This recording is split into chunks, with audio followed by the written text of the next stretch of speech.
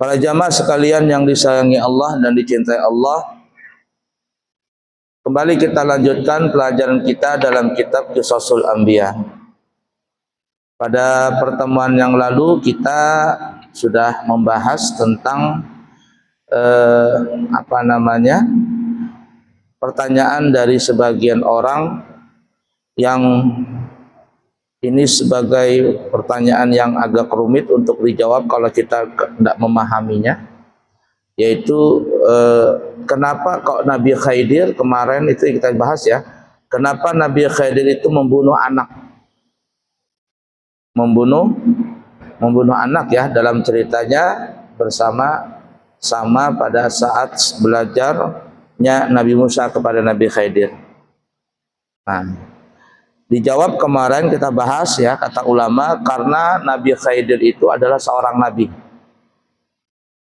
Ada 3 versi yang kita sebutkan pada pertemuan yang lalu ya. Ada 3 versi pendapat ulama. Yang pertama mengatakan Nabi Khidir itu adalah nabi dan rasul. Kemudian yang kedua mengatakan bahwa Nabi Khidir itu seorang nabi. Dan yang ketiga mengatakan bahwa Nabi Khidir itu adalah seorang wali. Nah, cuman para ulama banyak mengatakan Nabi Khidir itu adalah makomnya di makom nabi. Makom nabi. Dan mungkinlah seorang rasul seperti Nabi Allah Musa alaihissalatu wassalam disuruh belajar kepada Nabi Khidir. Itu nggak mungkin rasanya. Karena derajatnya Nabi Musa itu juga seorang nabi.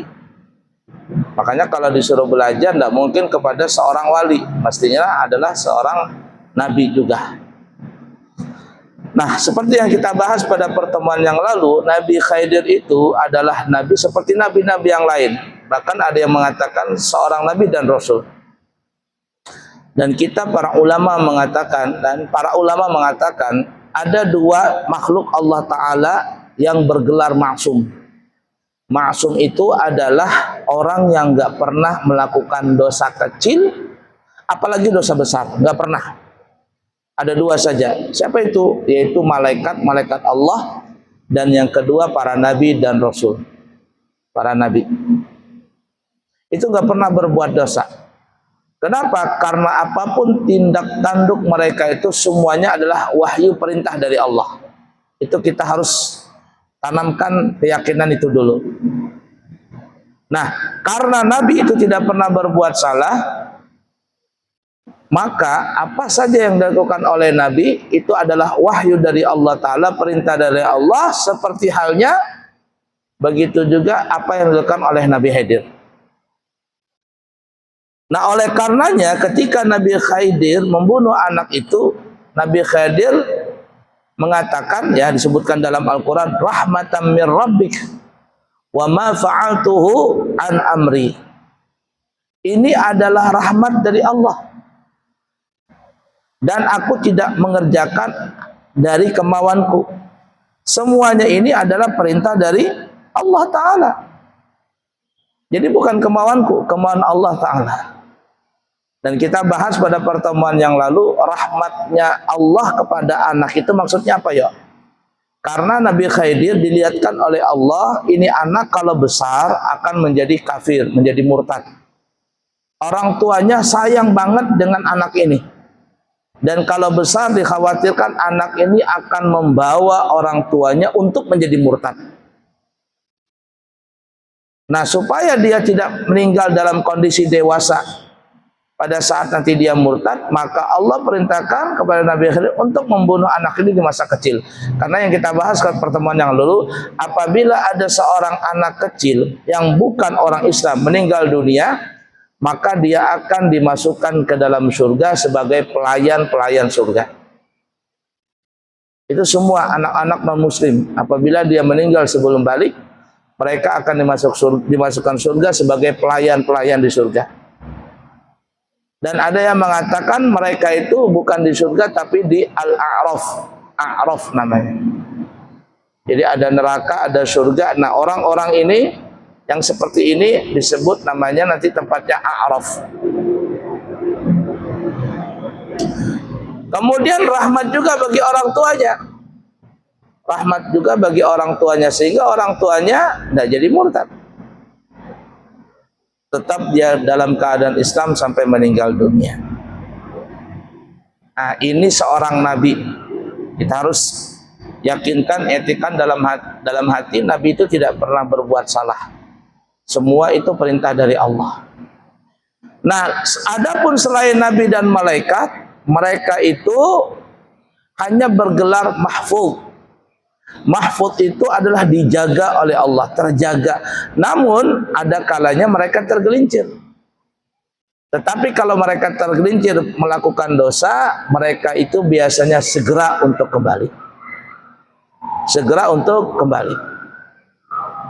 Nah, perbuatan dosa ini, tergelincir ini, lalu mereka bertobat, itulah yang disebut mahfuz.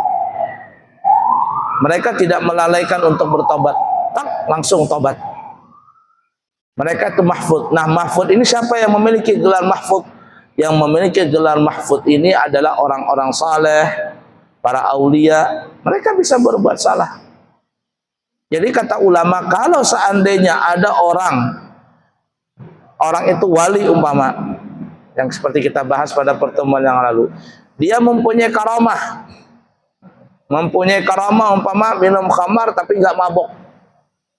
Minum khamar tapi nggak mabok. Kata ulama, mau dia wali apapun, maka wajib ditegakkan syariat.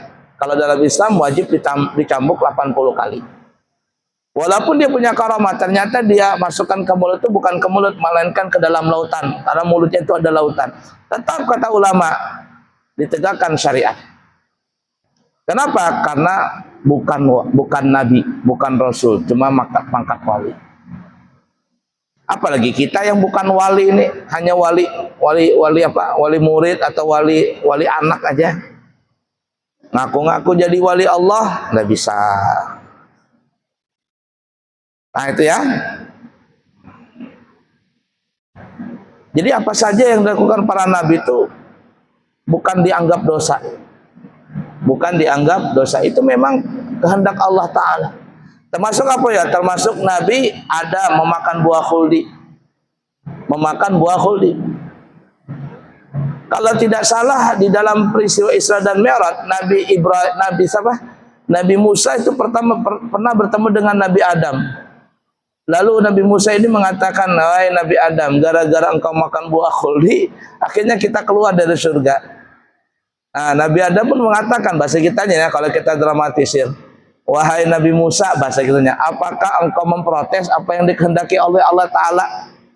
Apakah engkau protes apa yang telah dikehendaki oleh Allah Ta'ala?" Artinya Nabi Adam melakukan itu karena ya kemauan Allah. Kemauan Allah. Nabi Musa pun diam. Kenapa? Karena memang ini adalah kehendak Allah. Nabi Adam adalah nabi. Apa yang dilakukan oleh Nabi Adam itu adalah kehendak Allah Ta'ala. Skenario Allah Ta'ala. Allah yang ingin melakukan seperti itu.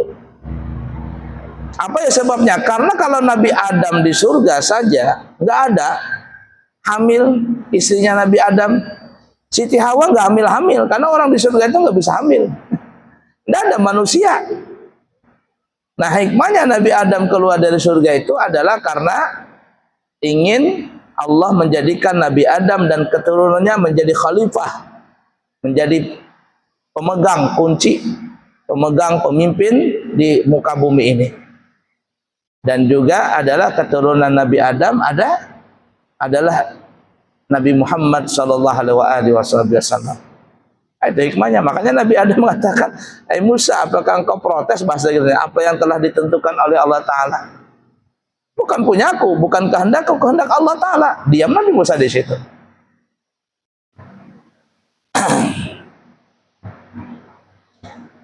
Nah, mudah dipaham ya, itu permasalahan kita. Baik, kemudian kita sambung lagi. Kontroversi tentang keberadaan Nabi Khidir. Apakah Nabi Khidir itu sudah meninggal? Apakah masih hidup sampai sekarang?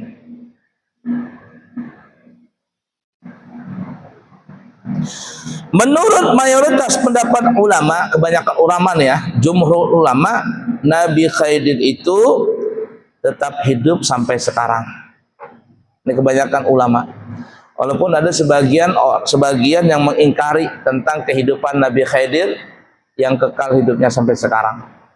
Kalau yang kita bahas pada pertemuan yang lalu ya, Nabi Khidir itu bersama dengan siapa ya? Dzulqarnain mencari apa?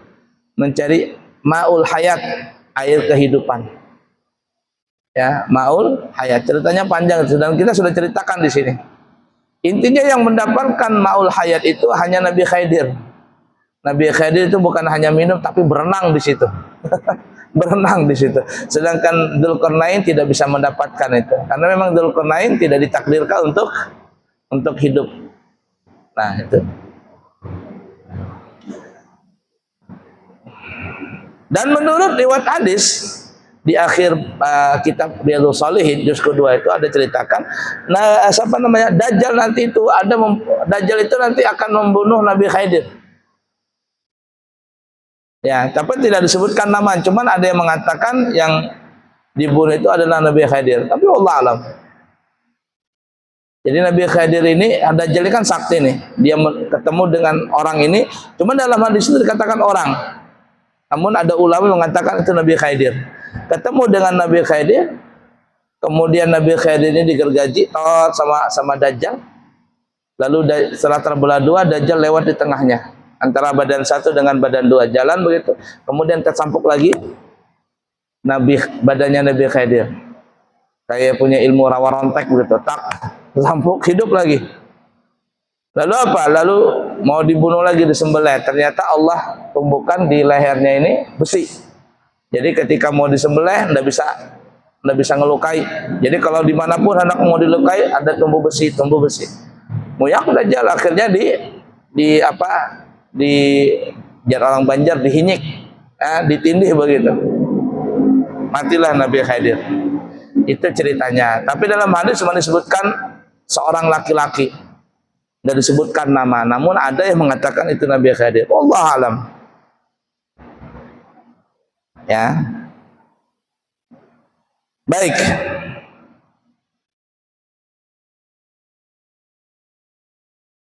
Nah, kemudian pada pertemuan yang lalu kita bahas banyak sekali ya. Nabi Khidir ini sebenarnya bukan hanya hidup di zaman Nabi Khidir, zamannya Dzulqarnain, di zamannya Nabi Daud, tapi sebelumnya sudah ada. Di zaman Nabi Adam sudah ada itu.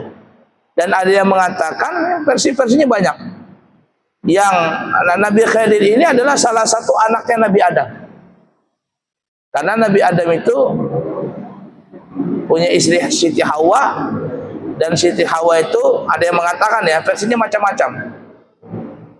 Siti Hawa itu melahirkan sebanyak 100 kali kelahiran. 100 kali hamil, 100 kali kelahiran, 100 kali melahirkan. Dan setiap melahirkan itu kembar pengantin. Yani laki perempuan. Nah, ada yang mengatakan itu salah satunya adalah Nabi Khidir ini. Ada yang mengatakan Nabi Khidir itu cucu daripada Nabi Adam. Wallahu alam, banyak versinya. Nah, karena ada yang mengatakan Nabi Khidir itu adalah hidup dari zaman Nabi Adam, maka yang memakamkan jasadnya Nabi Adam itu Nabi Khidir, yang pernah kita sebutkan pada pertemuan yang lalu ceritanya.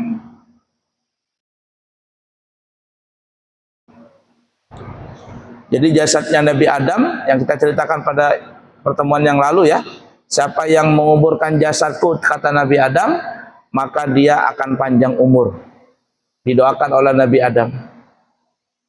Nah, kemudian terjadi banjir zaman Nabi Nuh, terbongkar jasadnya Nabi Adam, dikuburkan lagi oleh Nabi Khidir.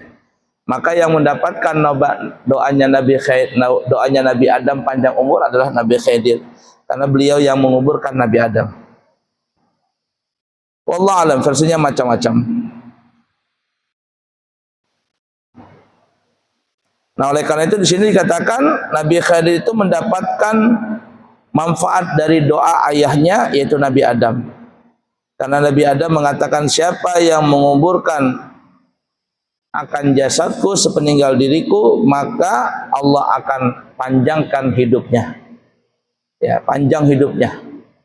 Artinya ya kekal dengan izin Allah.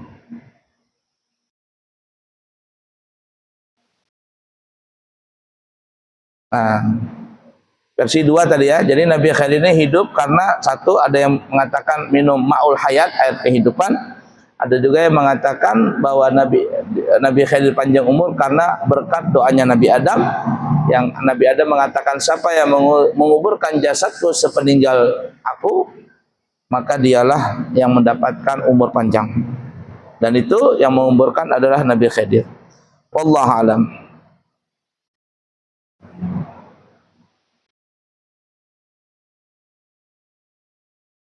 Nanti akan disebutkan ya beberapa riwayat yang menunjukkan bahwa Nabi Khidir itu panjang umur.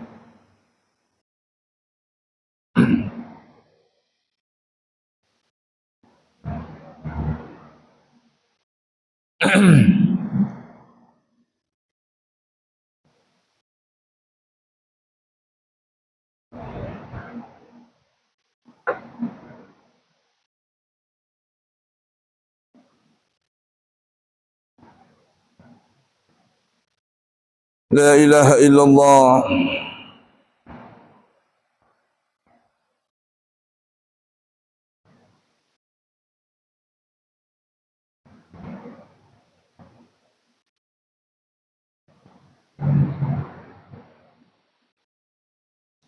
Nah, di sini dikatakan ketika Nabi Musa bertemu dengan Nabi Khidir, ya, yang kita sudah pernah ceritakan ya, Nabi Khidir itu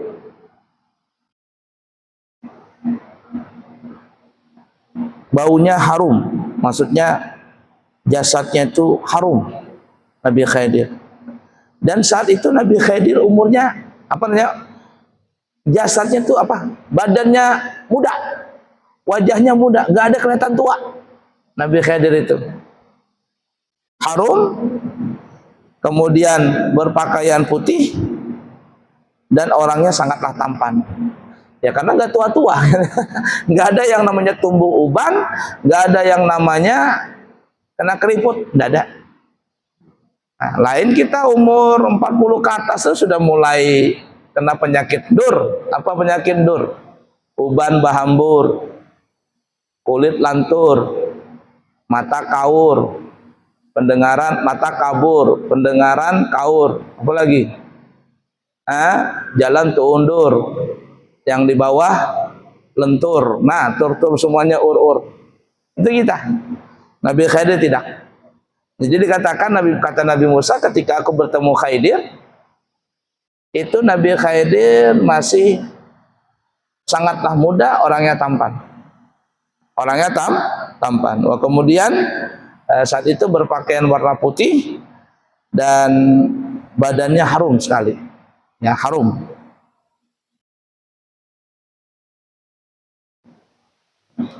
Nah, itu ya. Zaman Nabi Musa itu ilmunya. Wallah alam, tidak diberitakan secara pasti berapa kali Nabi Musa bertemu dengan Nabi Khidir. Yang jelas kalau di dalam Al-Quran itu cuman sekali pertemuan itu aja. Cuman sekali pertemuan itu saja. Jadi Nabi Musa